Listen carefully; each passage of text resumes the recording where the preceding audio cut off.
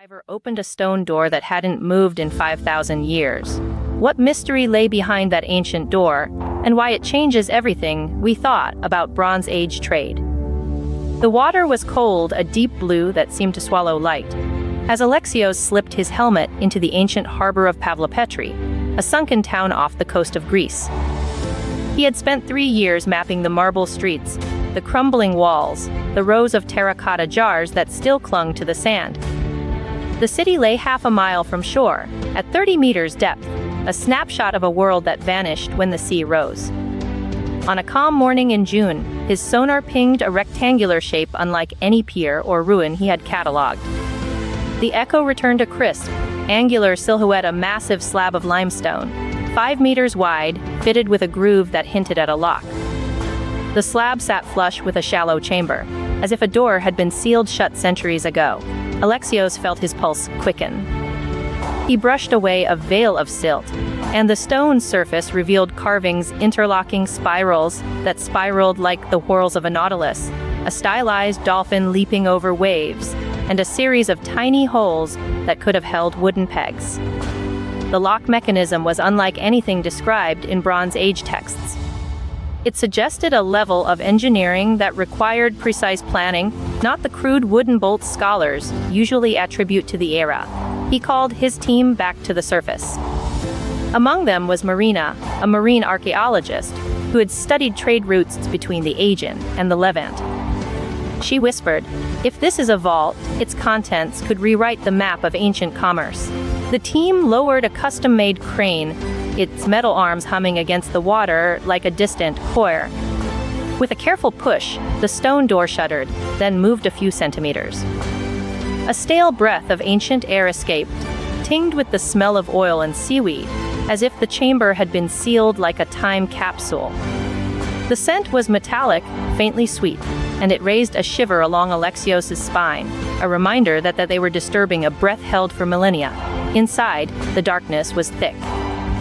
Their lights cut through it, revealing a floor of packed sand and a series of bronze plates, arranged in a deliberate pattern.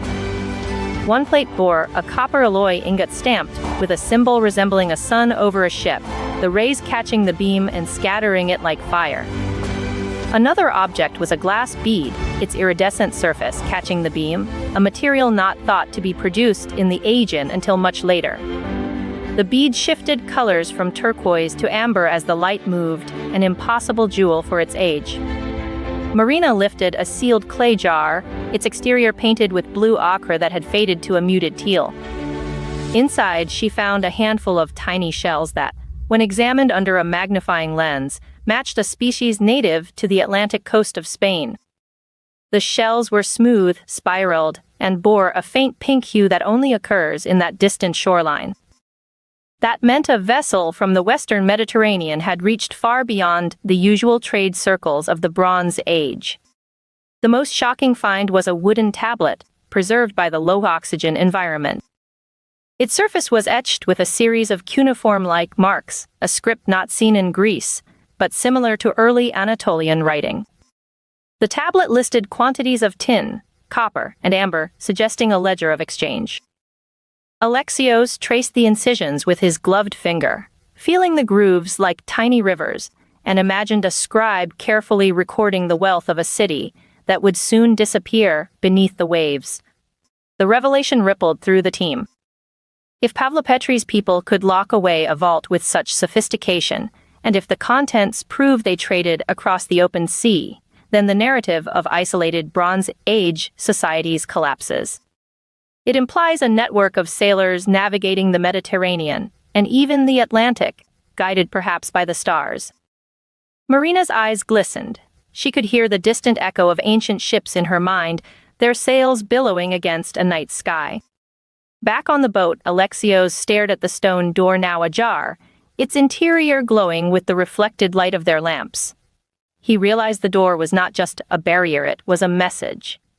The ancient engineers had built a safeguard, a hidden store of wealth, trusting future hands to discover it. Quiet awe settled over him, mingling with a surge of responsibility, as if the sea itself had handed him a secret. In the weeks that followed, the artifacts were catalogued, carbon dated and compared with mainland finds. The bronze ingots dated to 3900 BCE, the same period when the palace at Knossos thrived. The glass beads, however, dated a few centuries later, indicating the vault had been used over generations, a repository that survived the sea's rise. Each piece told a story of continuity, of people who adapted, stored, and reused their treasures across changing tides. The story of the stone door spread through academic circles, sparking debates about the reach of Bronze Age navigation. Some scholars argued the Atlantic shells were drift material, but the precise identification of a Spanish species left little doubt. Journals filled with diagrams of the loch, with speculative maps of routes that might have linked Crete to Iberia, and with heated emails exchanged over coffee in conference rooms. For Alexios, the moment the door moved was a turning point not just professionally, but personally. He had always felt a pull toward the unknown depths, and now he held proof that curiosity could unlock histories buried beneath waves. He remembered the first time he swam over Pavlopetri as a graduate student, the way the sunlight filtered through water, turning the ruined columns into ghostly pillars. That memory resurfaced, now sharpened by the weight of discovery. The final piece of the puzzle came when a marine geophysicist mapped the surrounding seabed and discovered a faint trail of stone markers leading away from Pavlopetri, hinting at a possible maritime route used by the same sailors who stored their treasures in the vault. The markers were weathered, half buried, but their alignment suggested intention, a road of stone across the dark floor of the ancient sea. That trail, still invisible to most eyes, suggests the story is far from over. The stone door opened a chapter, but the map it points to may guide us to more hidden harbors, more sealed chambers, more evidence that ancient peoples were far more connected than we imagine. If you want to follow the next discovery, stay tuned. Hit subscribe to dive deeper into lost worlds.